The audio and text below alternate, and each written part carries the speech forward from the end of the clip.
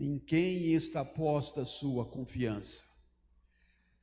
Se a sua confiança está posta em Deus, então você confia na pessoa certa. Mas se a sua confiança está posta nos seus recursos, nos seus conhecimentos, nos seus títulos, no seu poder, certamente a sua confiança está alicerçada numa rocha frágil. Aqueles que, na realidade, constroem a sua casa sobre a rocha que é o Senhor, esse, diz a palavra, permanece para sempre. Portanto, que esta canção seja parte da sua vida, meu irmão, minha irmã. Atos 19, abram suas Bíblias, por gentileza. Atos capítulo 19. Quero registrar com alegria a presença do pastor Aurélio aqui com a gente nesta noite. Pastor Aurélio, sua esposa, fazendo este momento de celebração em nossa companhia aqui, depois de um bom tempo aí, sem poder estar frequentando o templo hoje com a gente aqui. Sejam bem-vindos. Ter a presença de outras pessoas que nos visitam, nos dão a honra. Márcia, não é? Ali da boa terra de Apodi, e irmãos nossos que têm estado conosco em outras ocasiões também. A irmã Lídia, que está de volta, não só a Natal, mas a primeira igreja. Irmã Lídia aí com família, amiga, vizinha, que bom ter vocês aqui.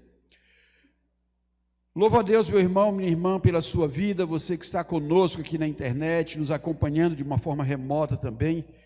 Atos capítulo 19, eu convido você para estar abrindo sua Bíblia e acompanhar atentamente, não é? Vejam só, Atos dos Apóstolos é um livro histórico. Ele se propõe, nós temos aqui a presença do nosso Moabe ali, muito bem, Diácono Moabe, sua esposa, bem-vindos, queridos, não é? Atos se propõe, meus irmãos, a fazer uma narrativa de como se deu o nascimento da igreja e como esta igreja se expandiu com a mensagem do Evangelho, fazendo com que a palavra de Deus chegasse aos confins da terra daquele primeiro século. Atos 1:8 diz que traz a promessa que Jesus faz antes de subir aos céus, e a promessa é que o Espírito Santo desceria sobre os seus discípulos e eles seriam testemunhas do Senhor, tanto ali em Jerusalém, onde eles estavam, como também na Judéia, ali na circunvizinhança, como em Samaria, um território estrangeiro, e até os confins da terra. Atos 1:8 nos faz esta promessa. Nós vamos perceber que no modo como Lucas vai fazendo os registros e as narrativas que trazem a caminhada dos discípulos, dos apóstolos e os discípulos que vieram como resultado daquela caminhada inicial dos apóstolos, vai nos mostrando como a igreja vai expandindo com a mensagem do Evangelho até chegar aos confins da terra.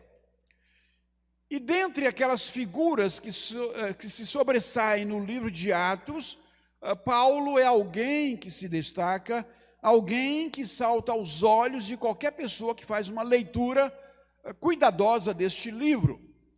E vai perceber a influência, a importância e o valor do apóstolo Paulo na expansão do Evangelho, no avançar da igreja de Jesus Cristo. Portanto, é importante que nós entendamos que o livro não se propõe a ser um estudo doutrinário. O livro se propõe a ser um livro histórico que faz uma narrativa de como a igreja foi se tornando a autoridade na proclamação do Evangelho na medida que ela foi avançando. Ainda que Atos nos traga o elemento de que a igreja perseverava na doutrina dos apóstolos, né? Ele não se propõe a ser um livro doutrinário. É bom ter isso como pano de fundo para percebermos aquilo que está aqui em Atos 19. E aí em Atos 19, os versos 1 a 10, eu vou lendo e fazendo aqui alguns destaques para os irmãos. Nós temos o seguinte, leio na versão Nova Almeida atualizada. Aconteceu que enquanto Apolo estava em Corinto, Paulo, tendo passado pelas regiões mais altas, chegou a Éfeso, encontrando ali alguns discípulos. Eu quero falar com os irmãos hoje à noite sobre as evidências da transformação espiritual. E quais são algumas dessas evidências que nós vamos encontrar aqui nesse texto? Como que nós vamos perceber que as pessoas, ao se encontrarem com o Evangelho, ao se encontrarem com Jesus, elas vão tendo suas vidas espiritualmente falando transformadas? Porque a Bíblia é clara em dizer que todos pecaram. A Bíblia é clara em dizer que o pecado nos separou de Deus. Então todos, pelo pecado, ficaram afastados de Deus. A vinda de Jesus foi para fazer um resgate deste homem pecador e trazê-lo de volta a um relacionamento com Deus. Trazê-lo de volta a uma comunhão com o Pai. Então, o papel de Jesus é resgatar o pecador para que ele volte a se relacionar com Deus como o seu Pai, como o seu Senhor. Então nós vamos perceber que, na medida que Jesus vai entrando na vida das pessoas, elas vão passando por transformações espirituais. E aqui então eu quero trazer algumas dessas evidências, à luz então deste texto. Primeiro nós encontramos aqui no verso 1, a informação que Paulo chega a Éfeso, enquanto Apolo está em Corinto, e a leitura dos versos anteriores vão nos dar uma percepção de quem era Apolo, né? E porque a importância desses dois lugares. Paulo já havia passado por Corinto, né? Apolo já havia passado por Éfeso, e aí enquanto Paulo vem de Corinto para Éfeso, Apolo vai de Éfeso para Corinto, de modo que a igreja que estava nascendo fica ali com liderança, com pastoreio, com pessoas que são revestidas da autoridade do Senhor para ministrar ao coração das pessoas. Os versos anteriores vão mostrar que Apolo, a semelhança de Paulo, era um homem cheio de autoridade, falava com persuasão, né, e anunciava o evangelho com intrepidez. E aí, quando a Bíblia traz essa informação de Paulo em Corinto, diz que ele encontra ali alguns discípulos. E aí, o primeiro elemento que eu quero trazer para a sua reflexão é este: a evidência da transformação espiritual vai aparecer quando se assume uma identidade religiosa. As pessoas que ali estavam assumiam que tinham uma identidade religiosa, assumiam que eram discípulos. E eles eram discípulos de alguém. A gente vai perceber que esse alguém aqui ainda não é Jesus. Mas eles tinham o entendimento de que estavam andando no caminho. E Paulo encontra esses discípulos. E aí um elemento que mostra que as pessoas estão no processo de transformação é esse. Elas assumem uma identidade religiosa. E, naturalmente, você vai encontrar pessoas que dizem: olha, eu não tenho religião, eu não gosto de religião, religião para mim, como diria Marx, é ópio do povo, eu não quero saber disso. Então, as pessoas fogem de ter uma identidade que diga que tenha uma religiosidade. Mas, às vezes, mesmo aquele que não assume uma identidade religiosa, ele é um religioso na sua própria incredulidade. Ele faz do ateísmo a sua religião, ele faz da sua ideologia a sua religião. Tem muita gente hoje que segue o Deus político. Aquele político que está naquela posição é o meu Deus. Então ninguém pode falar nada contra aquela pessoa, porque isso me inflama e isso não me agrada. Então, de repente, as pessoas não se dão conta, mas vão constituindo seus ídolos. E vão estabelecendo suas religiões a partir do próprio homem e a partir da sua realidade. O fato é que o ser humano, ele vive e ele tem necessidade da religião. A palavra religião, no seu original, significa religare, que é religar o homem com Deus. Então, a ideia é trazer o homem a uma relação com Deus. A religião busca isso. Às vezes as pessoas vão por um caminho tortuoso, vão por um caminho que, em lugar de ligar com Deus, não liga com Deus, mas liga com uma entidade, liga com uma certa divindade. O fato é que o ser humano tem a necessidade de transcender para além dele mesmo, para que ele possa encontrar no outro, esse outro no sentido pleno, no sentido de completude da sua existência.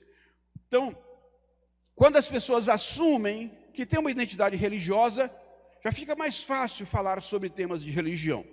Paulo encontra aqui alguns discípulos. Significa dizer que aquelas pessoas estavam assumindo que tinham uma religião. Quando nós olhamos na linha do tempo a realidade dos discípulos, nós vamos partir de onde? Quando se trata da fé cristã, nós vamos partir de Jesus. Jesus seleciona ali os seus 12, caminha com eles, e então diz para eles: agora é com vocês, vão e façam discípulos. Aqueles vão agora ganhando outras pessoas, vão evangelizando, vão discipulando e vão ajudando essas outras pessoas a entender a mensagem do mestre. Discípulo tem a ver com seguir um mestre, seguir alguém que tem algo para lhe ensinar, algo que você acredita que vai agregar à sua vida.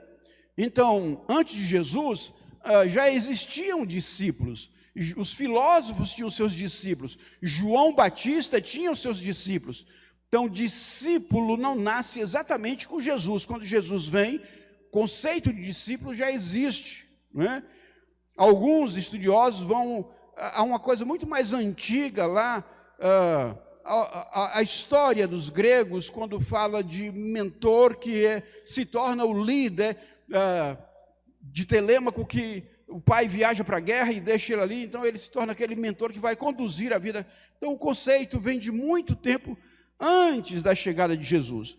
O fato é que nós olhamos para o Evangelho e vamos encontrar o discipulado cristão na linha a partir de Cristo. Cristo treina os seus e os seus agora vão alcançando outros.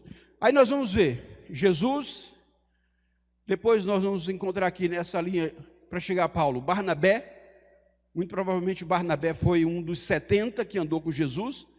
Aí Barnabé vai e encontra Paulo e faz um resgate da vida de Paulo. Paulo vai agora e começa a andar com Silas, começa a andar com Timóteo, com Priscila, com Áquila, vai andar aí depois com Apolo, e ele vai encontrando pessoas, vai agregando pessoas no seu caminho e vai discipulando essas pessoas. E aí a gente aprende desde já, meus irmãos, que ninguém se torna maduro na sua fé em Cristo se andar sozinho. Para que nós amadureçamos espiritualmente, precisamos caminhar uns com os outros. Por isso que o chamamento à fé em Cristo é um chamamento ao relacionamento, é um chamamento à comunhão. A fé em Cristo nos chama a sair do isolamento para viver uma realidade de comunidade, uma realidade de povo, de corpo.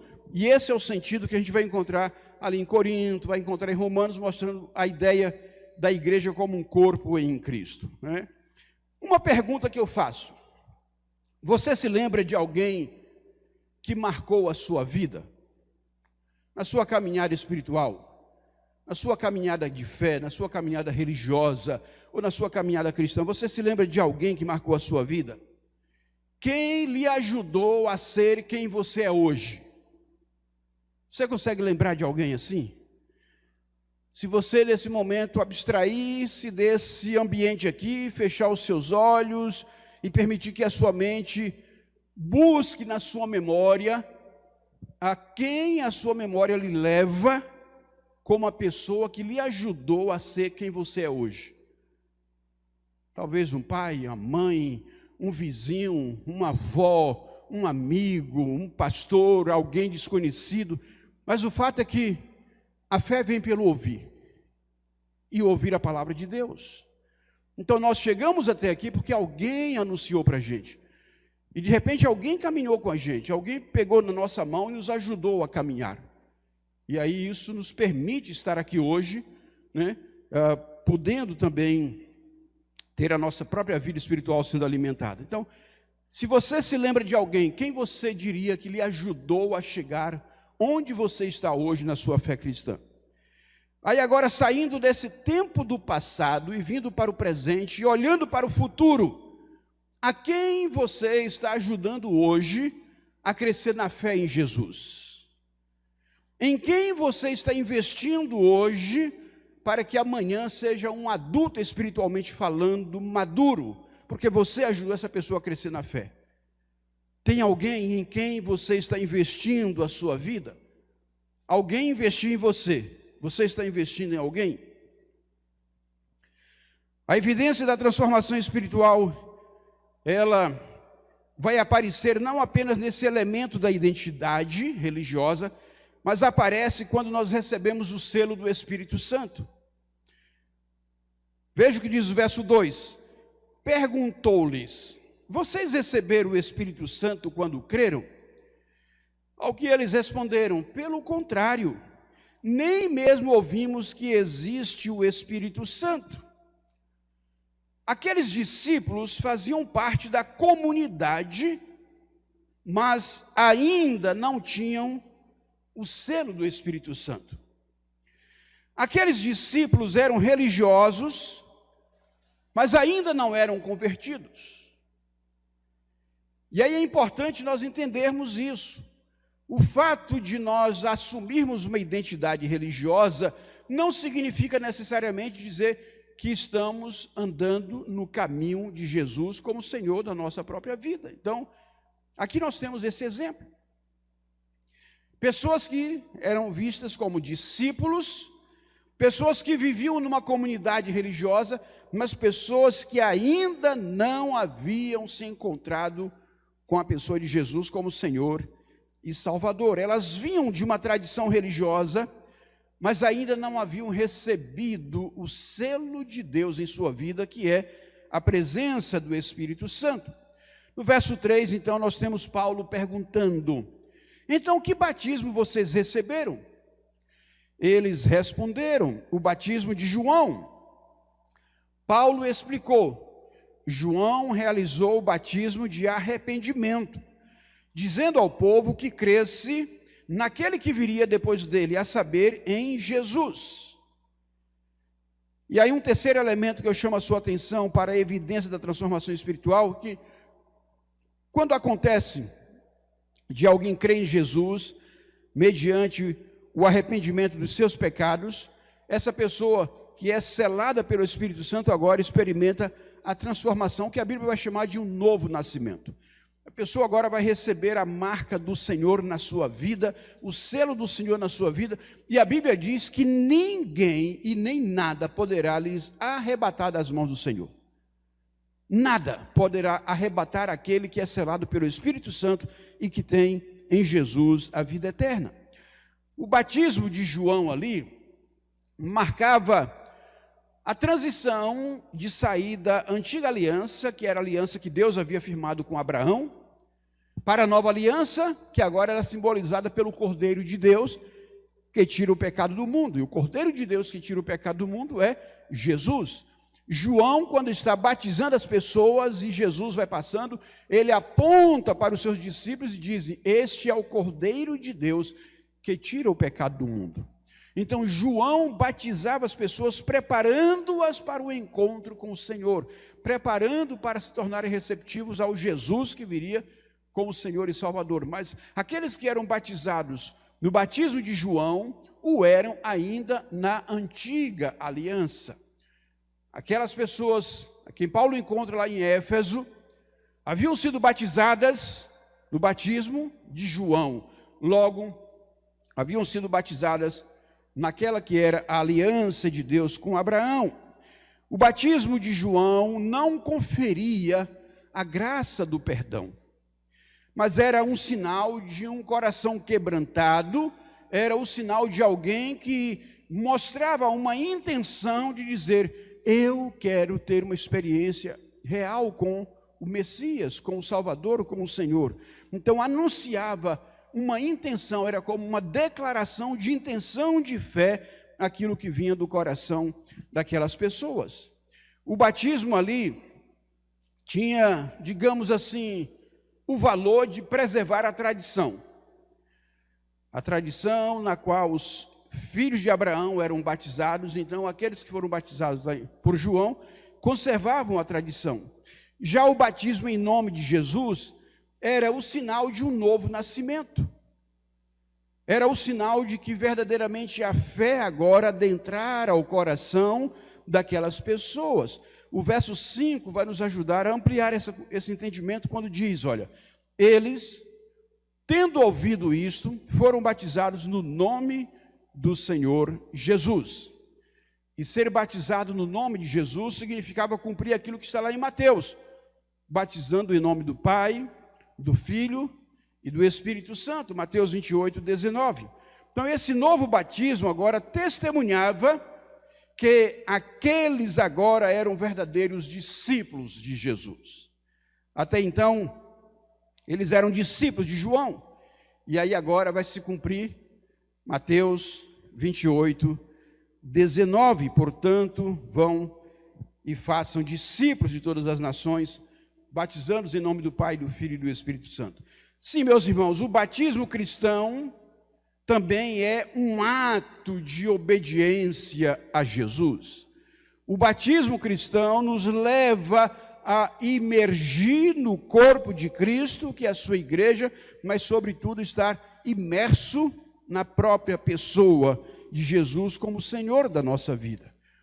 E aí, para você entender um pouco dessa teologia bíblica do batismo, Romanos 6, versos 1 a 11, nos ensinam o seguinte, Romanos 6, de 1 a 11, que diremos então? Continuaremos no pecado para que a graça aumente ainda mais? De modo nenhum. Como viveremos ainda no pecado nós que já morremos para ele? Ou será que vocês ignoram que todos nós que fomos batizados em Cristo Jesus, fomos batizados na sua morte? Fomos sepultados com ele na morte pelo batismo, para que, como Cristo foi ressuscitado dentre os mortos pela glória do Pai, assim também nós andemos em novidade de vida. Porque se fomos unidos com ele na semelhança da sua morte, certamente o seremos também na semelhança da sua ressurreição. Sabendo isto, que a nossa velha natureza foi crucificada com ele, para que o corpo do pecado seja destruído e não sejamos mais escravos do pecado. Pois quem morreu está justificado do pecado. Ora, se já morremos com Cristo, cremos que também viveremos com ele. Sabemos que, havendo Cristo ressuscitado dentre os mortos, já não morre. A morte já não tem domínio sobre ele. Pois quanto a ter morrido de uma vez, para sempre morreu para o pecado. Mas quanto a viver, vive para Deus. Assim também vocês, considerem-se mortos para o pecado, mas vivos para Deus em Cristo Jesus. Romanos 6, de 1 a 11, nos traz então, de uma forma muito clara, a teologia do batismo e a relação dele com Cristo. Por que que nós batizamos as pessoas em nome de Jesus e as batizamos por imersão, que significa mergulhando na água? Exatamente por isso que está aqui escrito. Primeiro, Jesus foi batizado assim, e segundo, nós temos esse elemento que simboliza o sepultamento daquele homem pecaminoso que era dominado pela velha natureza e o ressurgir em Cristo para uma nova vida, uma nova natureza transformada pelo Senhor. Então o batismo traz toda essa significação, não é? Aí eu pergunto, quantos daqueles que me escutam estão apenas no batismo da tradição dos seus pais? Quantos daqueles que me ouvem aqui no templo ou mesmo na internet estão apenas no batismo da tradição dos seus pais? Ah, eu nasci nessa religião, eu vou morrer nessa religião, e aí está conservando apenas um tradicionalismo, em lugar de experimentar o novo nascimento que vem pela fé, que vem pela entrega de um coração arrependido ao Senhor Jesus. Quantos ainda estão como aqueles discípulos no batismo de João, ou quantos estão ainda no batismo da tradição da sua religião? Por que que nós não batizamos crianças recém-nascidas? Não fazemos isso exatamente porque o batismo, ele traduz o entendimento do ser humano da sua realidade de pecador, que passa pelo arrependimento, e mediante o arrependimento ele aceita então a aliança que vem pelo batismo descendo as águas. Uma criança recém-nascida não tem essa consciência. E aí nós não tratamos o batismo como um sacramento, como alguém que vai abrir a porta para os céus. O batismo para nós é testemunho de uma transformação interior que o Senhor já fez na vida da pessoa. Então, essa é uma pergunta que eu faço. Quantos daqueles que me escutam estão apenas no batismo da tradição recebida de seus pais? Quem crê em Jesus Cristo como seu Senhor e Salvador, mas ainda não foi batizado em nome do Pai, do Filho e do Espírito Santo? O batismo não confere a graça do perdão. Você não deve se batizar para ser perdoado. Você deve ser batizado se você já foi perdoado. Então, quando a pessoa se submete ao batismo, significa dizer que ela, em seu espírito, em seu coração, está entendendo que ela recebeu o perdão de Deus para os seus pecados. E aí o batismo vem como um testemunho dessa decisão. Essa é uma diferença do batismo enquanto um sacramento para o batismo enquanto um testemunho voluntário e espontâneo. Enquanto o batismo mediante um sacramento significa acreditar que ele tem o poder de abrir os céus, o batismo como testemunho significa dizer que Deus já abriu os céus em Jesus, nos aceitou como filhos, e o batismo agora nos coloca em ligação, em aliança com esse Senhor, que nos dá então a vida eterna. No verso 6 nós vamos ler: quando Paulo lhes impôs as mãos, o Espírito Santo veio sobre eles, e tanto falavam em línguas como profetizavam.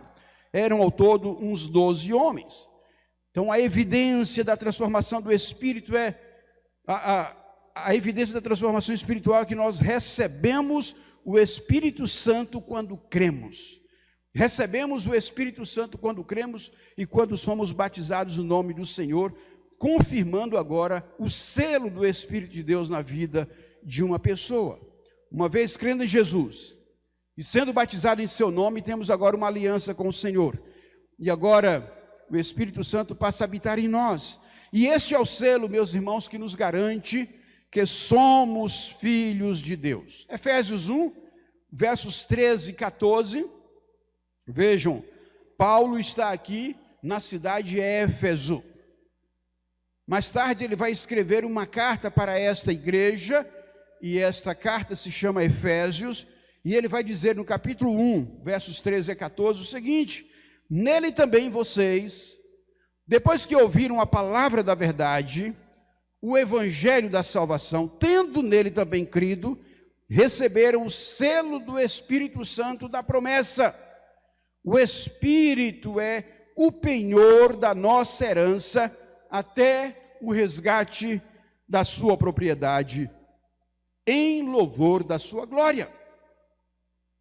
Até que o Senhor nos resgate enquanto propriedade dele, o Espírito Santo em nós é a garantia que somos do Senhor. E essa garantia que somos do Senhor, nos diz a palavra, nada nem ninguém poderá nos arrebatar das mãos do Senhor.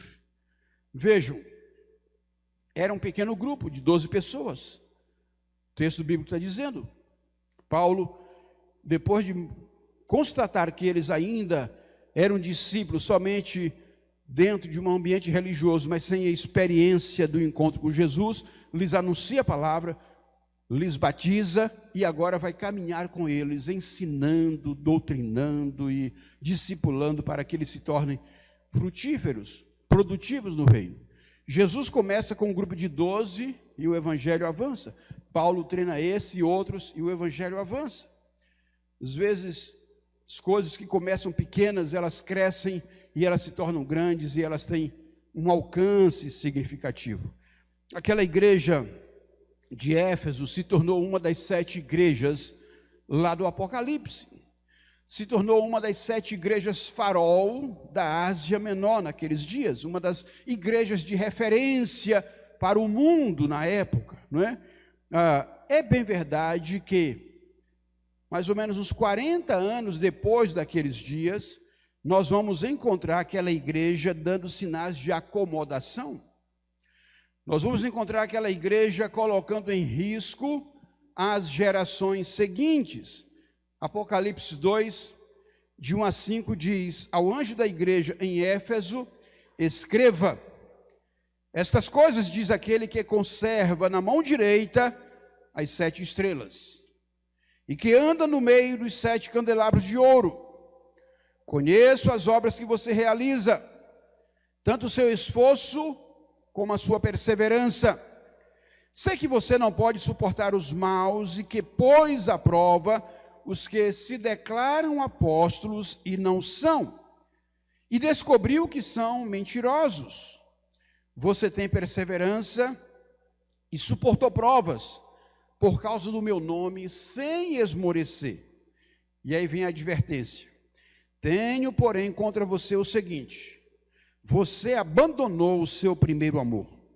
Lembre-se, pois, de onde você caiu. Arrependa-se e volte à prática das primeiras obras. Se você não se arrepender, virei até você e tirarei o seu candelabro do lugar dele. Essa igreja estava no que hoje é a Turquia. Alguns anos atrás, uma das nossas jovens aqui foi fazer jocum, e a parte prática dela foi na Turquia. E ela teve a oportunidade de visitar as ruínas de uma dessas igrejas que o Apocalipse menciona.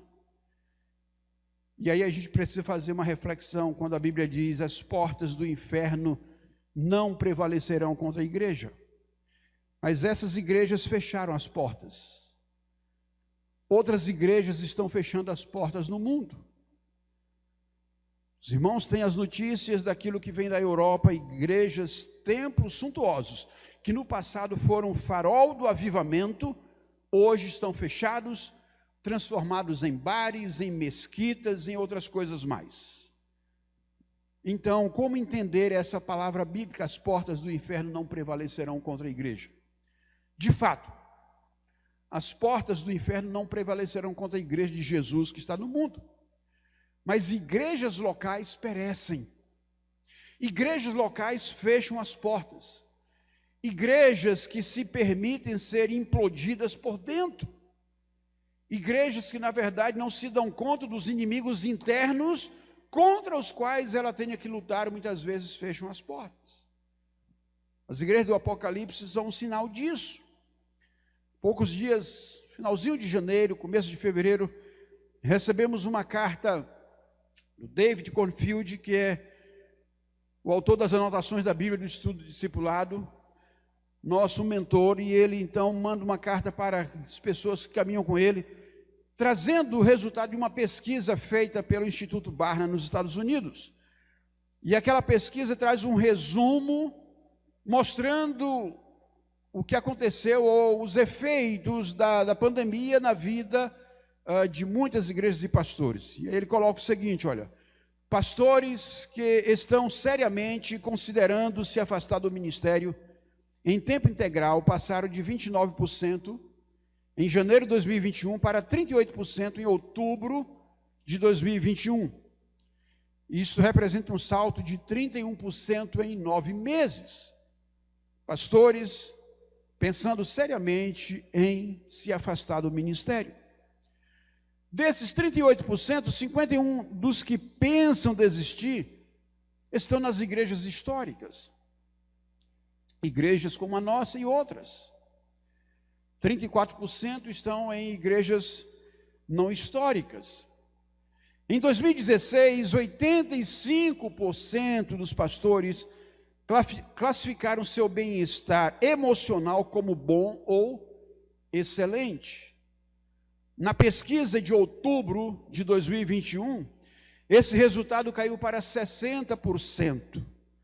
Ou seja, em 2016, apenas 15% dos pastores foram classificados como carentes de boa saúde emocional.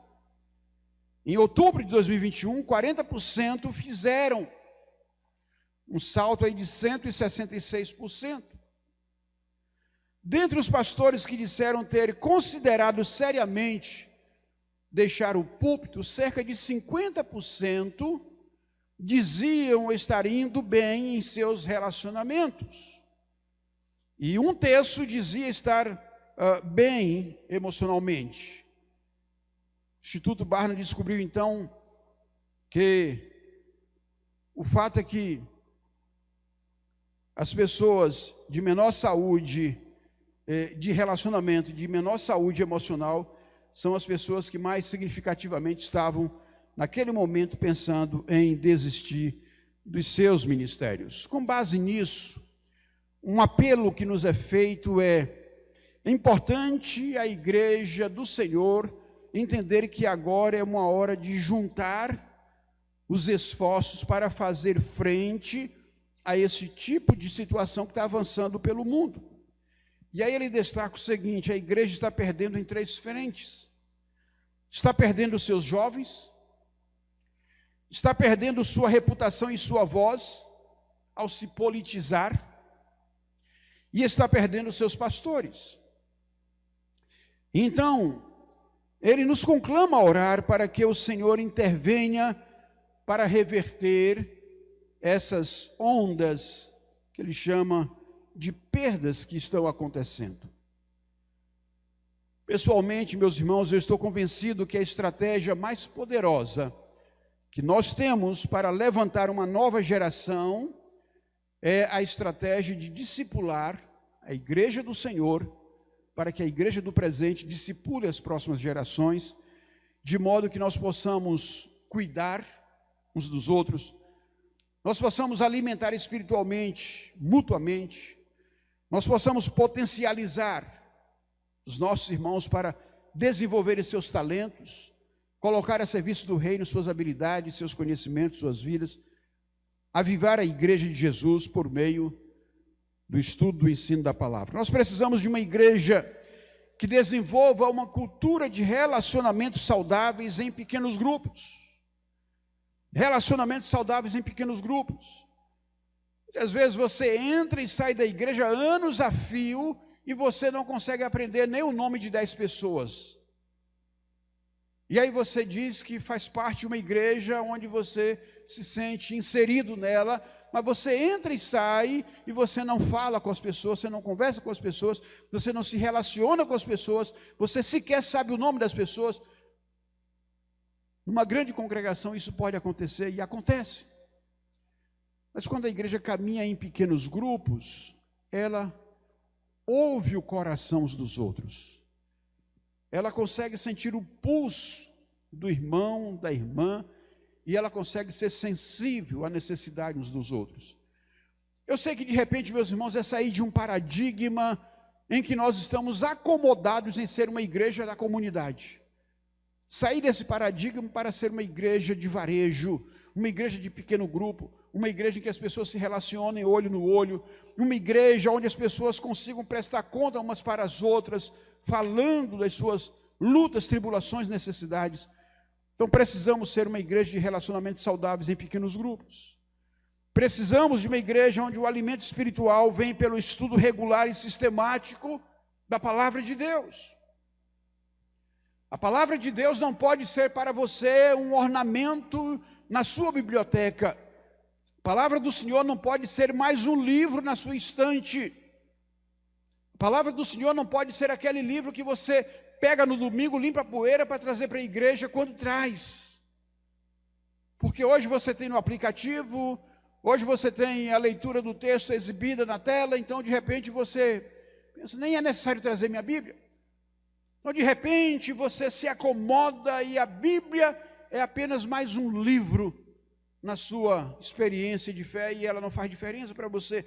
Precisamos de uma igreja que se alimente espiritualmente pelo estudo regular das Escrituras, de uma forma sistemática, de uma forma disciplinada. Precisamos de uma igreja onde a oração seja um estilo de vida que venha alimentar a fé, e que venha nutrir em nós a expectativa do sobrenatural de Deus. Nós precisamos voltar a ter a expectativa de ver os grandes feitos do Senhor. Precisamos ter a expectativa de ver Deus fazendo milagres, de ver Deus intervindo. Se a gente não alimenta essa expectativa, então a gente não ora com fé. A gente tem apenas uma oração rotineira que mal passa do teto.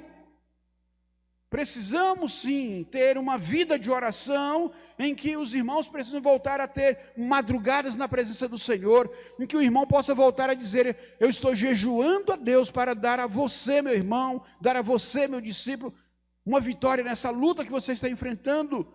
Nós precisamos voltar a alimentar a nossa vida espiritual por meio da oração. Precisamos de um evangelismo pessoal incorporado à vivência do dia a dia. O sentido original da ordem de Jesus é indo fazer discípulos. A ideia não é uma ação estanque, ide fazer, mas é indo. O termo original vem ali no gerúndio, dando a ideia de que é uma ação contínua. Então isso precisa ser o evangelismo. No dia a dia, nos nossos relacionamentos, na nossa caminhada, precisamos de uma igreja que viva esse tipo de evangelismo. Precisamos cultivar um estilo de vida simples, marcado pela valorização em nossa agenda do que é essencial, em detrimento do que é supérfluo. Aprendamos a discernir a tirania do urgente, para dar lugar ao que é eterno e que permanece. Às vezes nós estamos apenas correndo atrás do vento e as coisas estão andando e a gente não vê resultados do nosso trabalho. A gente está num ativismo tamanho que a gente chega no final do ano, está exausto, cansado, olha para trás e não consegue ver algo que permaneça. Por quê? Estamos numa vida tão ativista que não nos damos conta de que a coisa essencial está se perdendo. Então nós precisamos voltar a valorizar aquilo que é essencial. Confesso aos irmãos que hoje eu corro menos do que eu já corri. Hoje eu me considero menos ativista do que eu já fui. Tenho grandes responsabilidades, mas hoje o que ocupa o meu tempo é aquilo que me dá mais prazer em ver pessoas crescendo, pessoas sendo alimentadas. Isso me dá mais prazer. E nisso eu invisto mais o meu tempo hoje. E eu creio que são resultados que vão ficar para a eternidade. Quando nós estudamos a nossa série do discipulado, módulo dedicados à vida simples, nós nos deparamos com uma definição. A vida simples é uma vida não complicada, nem corrida, que dispõe de tempo e flexibilidade para desfrutar e estender o reino de Deus. A vida simples é uma vida não complicada, nem corrida, que dispõe de tempo e flexibilidade para desfrutar e estender o reino de Deus. Minha pergunta para você: se você tem que dar uma nota para si mesmo, observando este conceito, o quanto sua vida hoje é uma vida simples? Os irmãos sabem que eu estou caminhando no processo de mentoria com alguns pastores. E há algum tempo atrás, então, um dos pastores que eu convidei, uma pessoa muito querida, tenho em alta conta esse pastor, e aí ele me disse que não tinha como aceitar o convite, porque ele estava tão envolvido com a atividade acadêmica na universidade e outra instituição que ele ensina, que ele não tinha tempo. E aí eu fico pensando, um pastor que não tem tempo para investir em discipulado, qual é a prioridade dele? Se ele não tem tempo para investir em discipulado, ele foi chamado para ser o quê? Um acadêmico? Então por que ele não vai para a academia e deixa de fazer a igreja de bico? Às vezes a igreja é bico para muita gente, não é prioridade. E aí ele não tem tempo. Por quê? Está no ativismo ali, que não consegue ter tempo para um estilo de vida simples. Você está satisfeito com o seu estilo de vida atual? Ou você gostaria de se desfazer de algumas tarefas para se dedicar mais ao reino de Deus? Como está a sua caminhada no que diz respeito ao princípio da vida simples? Caminhando para encerramento, meus irmãos, a evidência da transformação espiritual aparece quando o nosso coração tem sede de ver outras pessoas também transformadas. Verso 8 diz que ele testemunhava, falava. Durante 3 meses, Paulo frequentou a sinagoga onde falava ousadamente, discutindo e persuadindo a respeito do reino de Deus. Testemunhar é um ato, falar, pregar, proclamar é um ato. Mas aí vem o verso 9 que mostra que além do ato tem um processo. Verso 9, mas como alguns deles se mostravam teimosos e descrentes, falando mal do caminho diante da multidão, Paulo se afastou deles. E levando consigo os discípulos, passou a falar diariamente na escola de Tirano. Então, uma pessoa transformada pelo Senhor, ele tem o prazer de testemunhar, de falar. Mas, além disso, ele tem o prazer de caminhar, de ensinar. E aí é o processo. E esse é o processo. Discipulado é processo. Discipulado é maratona. Não é corrida rasa de 100 metros. Mas é maratona, é caminhada de relacionamento, que o ensino vem não só pelo falar, mas pelo conviver. E finalmente nós temos um outro elemento que aparece no verso 10. Paulo fez isso durante 2 anos, de modo que todos os habitantes da província da Ásia ouviram a palavra do Senhor, tanto judeus como gregos. Então nós temos aqui o que nós chamamos de perseverança, multiplicar. É preciso acreditar que os resultados virão. É preciso ter fé e saber que os resultados virão com o tempo. Perseverança. Paulo perseverou 2 anos. E não apenas a cidade de Éfeso, mas toda a província. E todos os habitantes, diz a palavra, ouviram a palavra do Senhor. Multiplicar, portanto, é preciso acreditar que os resultados virão. Não apenas Éfeso, onde Paulo passou 2 anos, mas todos os habitantes da Ásia ouviram a palavra do Senhor, tanto judeus como gregos. A minha pergunta, meus irmãos, de quanto tempo nós precisamos para que toda a nossa cidade, para que todo o nosso estado ouça falar de Jesus em nossa geração? De quanto tempo nós precisamos? Quando foi para começar esse trabalho de mentoria com os pastores, eu fiz um projeto, e nesse projeto eu fiz ali uma projeção de crescimento, em que se nós tivermos 5 pessoas a cada ano, discipulando mais 5 pessoas, em 10 anos nós podemos alcançar uma cidade de milhões de pessoas. Em 10 anos. Só precisa haver uma perseverança em cada um, caminhando, discipulando outros. As evidências da transformação espiritual revelam o quanto o sacrifício de Jesus na cruz tem valor para nós. E o quanto isso é importante para que nossos amigos, para que nossos familiares, nossos colegas de trabalho, nossos vizinhos também sejam alcançados pelo poder do Evangelho, que é a salvação de Deus para todo aquele que crê. Sua vida foi transformada? Nossas vidas têm sido transformadas? Então é preciso deixar que isso seja evidenciado pelo modo como nós vivemos, exercitamos e caminhamos na prática da nossa fé e no exercício dos dons que Deus tem dado a cada um de nós. Vamos orar? Obrigado, Pai. Obrigado pela Tua palavra. Obrigado porque ela sempre nos ensina, nos inquieta, nos provoca. A Tua palavra nos leva a olhar para o que o Senhor fez por nós, olhar o que nós estamos fazendo uns pelos outros, e pela Tua palavra, Senhor, o Teu Espírito Santo vai nos moldando, vai nos guiando, vai nos ajudando, ó Deus, a caminhar segundo o Teu propósito, segundo os planos do Senhor para nós. Que na noite deste dia, ó Deus, o Senhor esteja agindo com liberdade nesse lugar. E pessoas que ainda não tenham essa consciência do quão poderoso é o Deus, ou do quão poderosa é a transformação espiritual, que esta consciência atinja os corações aqui, e cada um queira sair daqui, ó Deus, inflamado pelo poder do Senhor, para ser canal de bênção, instrumento do Senhor, para a transformação de outros ao seu redor.